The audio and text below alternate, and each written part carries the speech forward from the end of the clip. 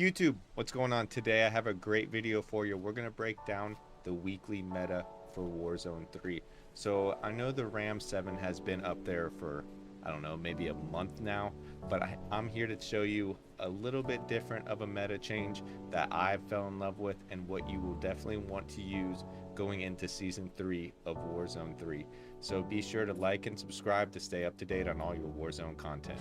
Now let's get right into it. So I'm going to keep this video pretty short today.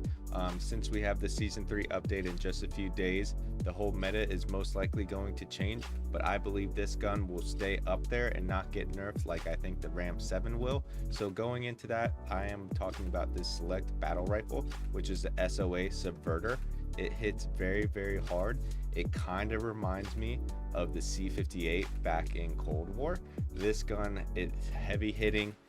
Has that cadence that just like it shoots pretty quickly, but also hits quite hard whenever you're trying to put people down, especially within that 10 to 20 to 30 meter range. You're talking like sub 0.7 second TTK. So this is the build that I have for it. So of course, to stop that visual recoil, I'm running the Cassis brake. This is very, very key to keep that visual recoil down when you're aimed down sight. And obviously you want the longest barrel that gives you the most bullet velocity and range. And you see here, it gives you a good recoil control and range on this. And then also for the sight, I'm running the Jack glassless optic.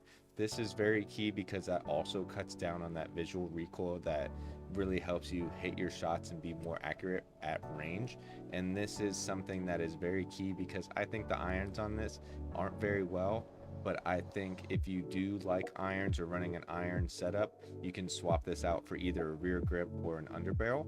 And then obviously to cut down on that recoil control, again, you want this Motion V2 heavy stock, which gives you very, very good recoil control, 10% on the gun kick and then 12% on both horizontal and vertical recoil. And then lastly, of course, you want to run the 50 round drum because obviously you're running quads, duos, trios, whatever you may be. You want to have the most bullets as possible just in case you're not as accurate or you want to be able to down multiple enemies. So that's what I am running now for a long range AR. Now let's go into the SMG that hasn't really changed much as far as the weapon goes, but we have changed some attachments to make it feel a little bit better, a little bit smoother. So let's get right into that. So here we are again. This is probably week 2, 3, maybe even 4 that we're talking about the HRM9. This gun is still king of the SMGs. The Ram 9 is up there, but I just still believe that the HRM9 just feels the best. But I have changed a little bit of attachments that I believe will help you move around the map a little bit quicker, but still give you some good recoil control and fast ADS speed.